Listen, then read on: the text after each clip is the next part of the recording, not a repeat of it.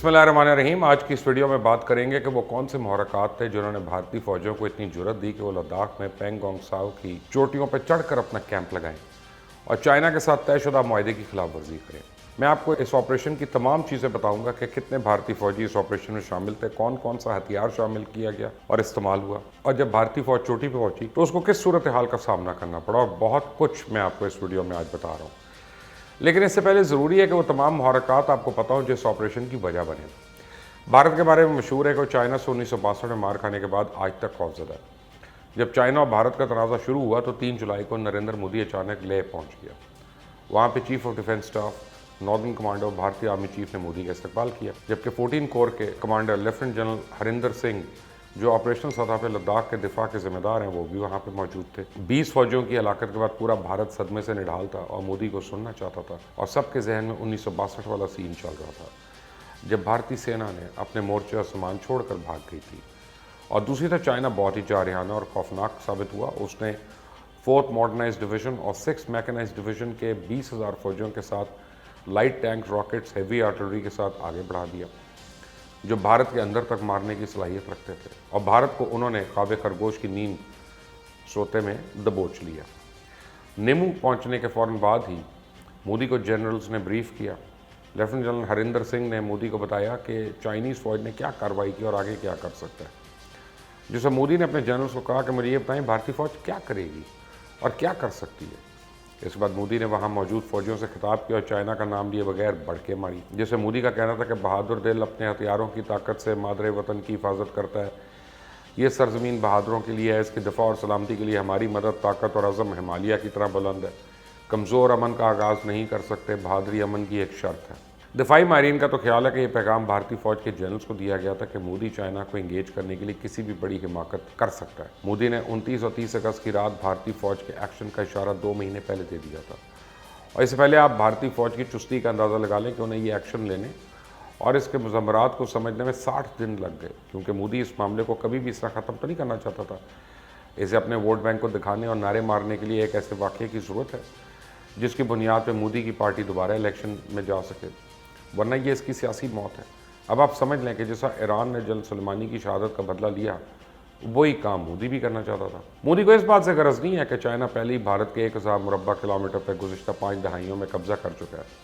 इसे अपनी सियासी साख बहाल करने के लिए एक प्राइड चाहिए था। इन सरहदी कशीदगी के इब्तदाई मराहल से ही चाइनीज़ ने हिंदुस्तानी फ़ौजियों को कामयाबी से कई महाज़ों पर उलझा दिया जो छोटी छोटी पॉकेट्स और टैक्टिकल मैन्यूवर्स में तकसीम थे, और भारतीय फौज रिएक्टिव मोड में फंस चुकी थी। दौलत बेग ओल्दी से लेकर पेंगोंग साओ तक 300 किलोमीटर के इलाके में हिंदुस्तानी फौज को तकसीम किया है, और भारत हर तरह से फौजी इकट्ठे कर करके लद्दाख भेज रहा था। 14 कोर ने ज़्यादा फौजियों का मुतालबा किया, क्योंकि 1962 की खौफनाक शिकस्त ने भारत को दिफाई जहनीत में मजबूर कर दिया था और भारत नफसियाती तौर पर मफलूज हो चुका था।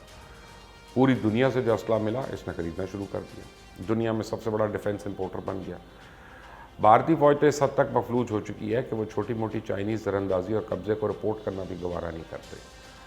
चाइना 2 कदम आगे जाता था, 1 कदम पीछे जाता था। इस तरह टुकड़ों में चाइना ने अपने क्लेम ज़दा इलाके का काफ़ी हिस्सा और अहम स्ट्रेटेजिक पॉइंट्स पर कब्जा मजबूत कर लिया। लेकिन चाइना और अमेरिका की कशीदगी बढ़ते ही ट्रंप की थपकी और भारत को एशियन टाइगर बनाने में चाइना से भारत इंडस्ट्री शिफ्ट करने के लिए झूठे सच्चे वादों ने मोदी को इस बात पर मजबूर कर दिया कि वो तारीख में अमर होने के लिए खुद भारत को सूली पे चढ़ा दे। मोदी ने लद्दाख में बड़ा इंफ्रास्ट्रक्चर बनवाना शुरू किया जहां आबादी ना होने के बराबर थी, और इसका मकसद सिर्फ और सिर्फ चाइना और सी पैक के लिए खतरा बनना था। इसने चाइना को अपने इंटरेस्ट सेव करने पे मजबूर कर दिया, और आज बात ना यहाँ तक पहुँची कि अगर किसी भी गलती में पूरा खित्ता आग की लपेट में आ जाए तो ट्रंप का दरीना ख्वाब है कि किसी भी तरह चाइना को रोका जाए, क्योंकि चाइना के खिलाफ अमेरिका की तमाम पॉलिसीज अभी तक तो नाकाम हो चुकी हैं और वो भारत को बली का बकरा बना रहा है। इस वक्त लाइन ऑफ एक्चुअल कंट्रोल पर अरुणाचल प्रदेश के आखिरी कोने से लेकर दौलत बेग और औलदाई तक भारतीय फौज तैनात है। जहाँ एक फौज की जरूरत थी वहाँ 4 फौजी लगा दिए गए।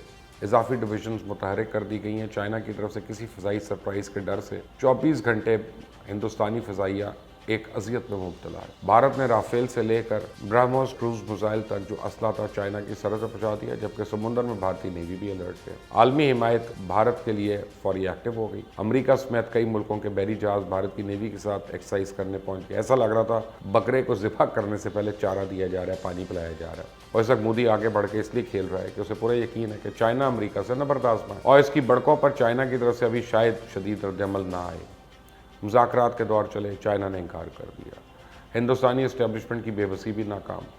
ہر گفتگو کے ساتھ واضح طور پہ ظاہر ہو رہا تھا بھارت کے ہر گزرتے دن کے ساتھ ہاتھ پائے پھول رہتے ہیں، کیونکہ بھارت کا خیال ہے کہ چائنا سکون سے بیٹھا ہے اور وہ بھارتی فوج کی لداخ میں تعیناتی سے ہی بھارتی فوج کو شکست دے گا۔ طویل عرصے تک فوج متحرک ہونے کے بہت بڑی معاشی لاگت ممکنہ طور پہ وبا کے دوران ترقی پذیر معیشت کے لیے غیر مستحکم ثابت ہوتی ہے۔ یوں چائنا اس جنگ کو ایک بھی گولی چلائے بغیر جیت رہا ہے، اور اس سوچ نے بھارت کے جارحانہ منصوبے بنانے پہ مجبور کر دیا۔ اگست کے اوائل اس نئے شامل ماؤنٹ ڈویژن کو پوری طرح حالات سے مانوس کیا گیا۔ انہیں اپنے جارحانہ منصوبوں کی بحالی اور ان کی توثیق کرنا شروع کر دی، اور یہ منصوبے اتنے خفیہ تھے کہ انعقاد کرنے والے فوجی دستوں کو بھی نہیں معلوم تھا کہ کیا ہو رہا ہے۔ اختیارات کو احتیاط سے تیار کیا گیا۔ 24 اگست تک اس منصوبے کو آخرکار بڑھا دیا گیا، اور اس کے ساتھ chief of defence staff general Bipin Rawat نے بیان دیا کہ ملٹری آپشن ٹیبل پر ہے، اور اس بیان سے پہلے گراؤنڈ زیرو پر کمپنی کے کمانڈرز اور اس کی ایلیٹ ماؤنٹ ڈویژن کے پلاٹون کمانڈرز نے دراندازی کے اپنے راستوں کا انتخاب کر لیا تھا۔ جن ٹیکٹیکل ہائٹس پہ قبضہ کرنا تھا ان کی نشاندہی کی گئی، اور تیز رفتاری سے قبضہ کرنے کی پلاننگ اور وقت کا تعین کیا گیا۔ اس آپریشن کے لیے 2 گھنٹے کا وقت رکھا گیا، توپ خانہ لگایا گیا، ضرورت پڑنے پر دراندازی کرنے والے فوجیوں کی مدد کے لیے تیار تھا، بختر بند تیار تھے۔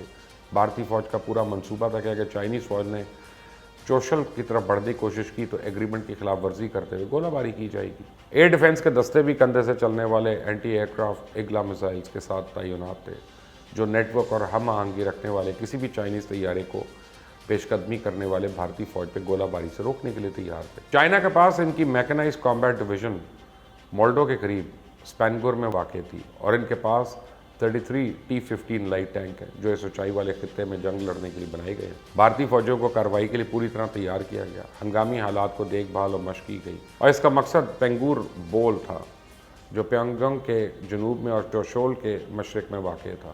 رات کے اندھیرے کی آڑ میں ہندوستان کی دراندازی کرنے والے فوجی LAC کی طرف چلے گئے، اپنے ریلیز پوائنٹ اسٹیبلش کیا، گرین سگنل کا انتظار کیا۔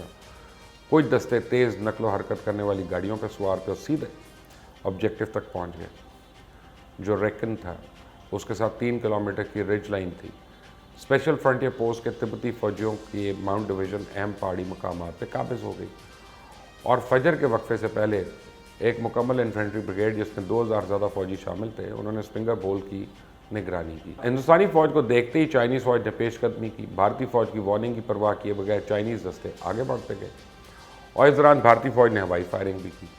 اس حوالے سے تو یہ بھی معلومات آئی ہیں کہ چائنیز فوج فائرنگ کے بعد اپنی بختر بند گاڑیوں پر واپس آئی تھی، لیکن اس وقت مزاحمت ایک فل سکیل وار میں تبدیل ہو سکتی تھی، جبکہ چائنیز فوج نے نیچے ہونے کی وجہ سے شاید کمزور پوزیشن میں تھے۔ اس آپریشن میں 30 چائنیز فوجی زخمی اور ایک بھارتی فوجی جاں بحق ہوا۔ چائنا نے بھارت کو واضح طور پہ سبق سکھانے کا عندیہ دے دیا اور کہا ہے کہ پینگانگ ساؤ میں بھارت کی اس جگہ پہ قبضہ کرنے کی بھاری قیمت چکائے گا، اور بھارت کو بیک لیش کا سامنا کرنا پڑے گا، جبکہ چائنا اور بھارتی وزیر دفاع کی ملاقات بھی پوری طرح ناکام ہو چکی ہے۔